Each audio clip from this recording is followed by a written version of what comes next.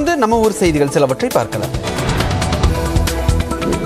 சிவகங்கை மாவட்டம் மானாமதுரை அருகே ஸ்ரீ கழதி ஐயனார் கோவிலில் 200 கிடாக்கள் வெட்டி பக்தர்கள் நேர்த்தி கடன் செலுத்தினர். கோச்சடை கிராமத்தில் உள்ள கோவிலில் 2 ஆண்டுகளுக்கு ஒருமுறை வைகாசி மாதத்தில் கிடா வெட்டி திருவிழா நடத்தப்படும். அந்த வகையில் இன்று நடந்த விழாவில் ஏராளமான பக்தர்கள் பங்கேற்று அர்ச்சனை செய்து கிடா ஆடுகளை பலியிட்டு வழிபாடு நடத்தினர்.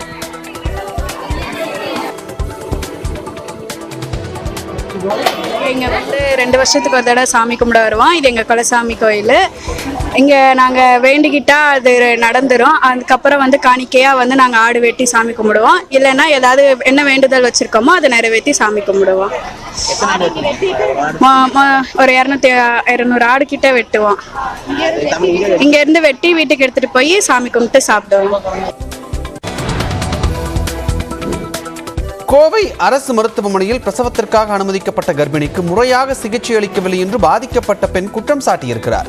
இரவு நேரங்களில் பிரசவ வார்டுகளில் முறையாக மருத்துவர்கள் இல்லை என்றும் அதனால் அரசு மருத்துவமனையில் இருந்து வெளியேறி தனியார் மருத்துவமனையில் பிரசவம் பார்த்ததாகவும் அவர் கூறினார். பிரசவத்துக்காக நான் போயிருந்தேன். இவ்வளோ அலட்சியமாக இருப்பாங்கன்னு ஜிஹெச்சில் நாங்கள் எதிர்பார்க்கவே இல்லை. 28ஆம் தேதி பிளட்டு கம்மியாக இருக்குது, 2 யூனிட் ஏற்றணும்னு சொல்லியிருந்தாங்க. அதுக்காக போயிருந்தோம். 2 யூனிட் ஏற்றினதுக்கப்புறம் பிளட்டு ஏற்றியாச்சு, எப்போ வேணால் பிரசவ வலி வரலாம், நீங்கள் இங்கே இருந்துக்கோங்க, மறுபடியும் போயிட்டு வர வேணாம் அப்படின்னு சொன்னாங்க. அப்புறம் 2ஆம் தேதி நைட்டு வலி பிடிக்க ஆரம்பிச்சது. 1 மணிக்கு வலி பிடிக்க ஆரம்பிச்சது. காலையில் 5:30 6 மணி வரைக்குமே டாக்டர்ஸ் அங்கே லேபர் வார்டுக்கு போக சொல்லிட்டாங்க. அங்கே போயிட்டு எந்த ரெஸ்பான்ஸுமே பண்ணவே இல்லை. பண்ணாமல் இருந்தனால டாக்டர் பேப்பரை கொடுத்துட்டு நீங்கள் போங்க, இன்னும் லேட் ஆகும் அப்படி இப்படின்னு எதோ சாக்கு சொல்லி இது பண்ணிகிட்டே இருந்துட்டாங்க. உடனே எங்கள் மாமியார் உடனே எங்கள் கணபதி ப்ரைவேட் ஹாஸ்பிட்டலுக்கு கிளம்பி போயிட்டு அங்கே 6:30க்கு உள்ளே போகிறோம். 6:50க்கு டெலிவரி ஆச்சு.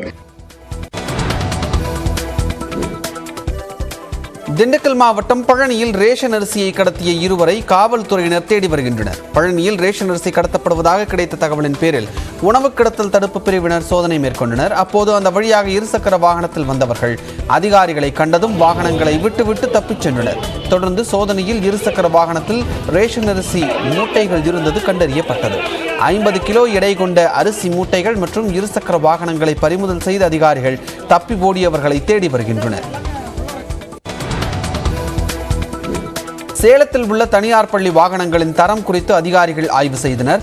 வட்டார போக்குவரத்து, தீயணைப்பு, வருவாய், கல்வித்துறை அதிகாரிகள் கூட்டாக இணைந்து இந்த சோதனையை மேற்கொண்டனர். முதலுதவி பெட்டி, வேக கட்டுப்பாடு கருவி, இருக்கைகள் உள்ளிட்டவை தணிக்கை செய்யப்பட்டன.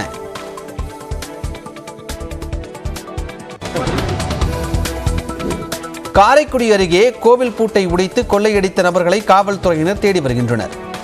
சங்கந்திடல் பகுதியில் உள்ள பொய்சொல்லா மெய்ய ஐயனார் கோவிலில் நேற்றிரவு வெளிப்புறம் மற்றும் கருவறை பூட்டை உடைத்து உள்ளே புகுந்த நபர்கள் சாமியின் கழுத்தில் இருந்த வெள்ளி நகைகளை திருடிச் சென்றனர்.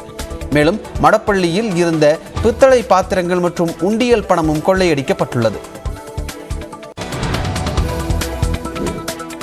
நாமக்கல் அருகே வளையப்பட்டியில் அமையவுள்ள சிப்காட் தொழிற்பேட்டைக்கு எதிர்ப்பு தெரிவித்து விவசாயிகளுடன் இணைந்து கொங்கு நாடு மக்கள் கட்சியினர் பேரணி நடத்தினர். பால்குடம் எடுத்து ஊர்வலமாக சென்ற பெண்கள் சிப்காட் அமைக்க வேண்டாம் என்று கோரி முழக்கங்களை எழுப்பினர். பின்னர் ஆஞ்சநேயருக்கு தாங்கள் கொண்டு வந்த பாலை ஊற்றி அபிஷேகம் செய்து தங்களது கோரிக்கைகளை முன்வைத்தனர். தூத்துக்குடி மாவட்டம் உடன்குடி ஊராட்சிக்கு உட்பட்ட ஒண்டிவீரன் நகரில் கொட்டப்படும் குப்பை கழிவுகளால் நோய் தொற்று ஏற்படும் அபாயம் இருப்பதாக கிராம மக்கள் தெரிவித்துள்ளனர். மேலும் இறந்த ஆடு, மாடு போன்ற விலங்குகளின் உடல்களும் அப்புறப்படுத்தப்படாமல் இருப்பதால் துர்நாற்றம் வீசுவதாக வேதனை தெரிவிக்கின்றனர். உடனடியாக குப்பை கழிவுகளை அகற்ற வேண்டும் என்று குடியிருப்பு வாசிகள் கோரிக்கை விடுத்துள்ளனர்.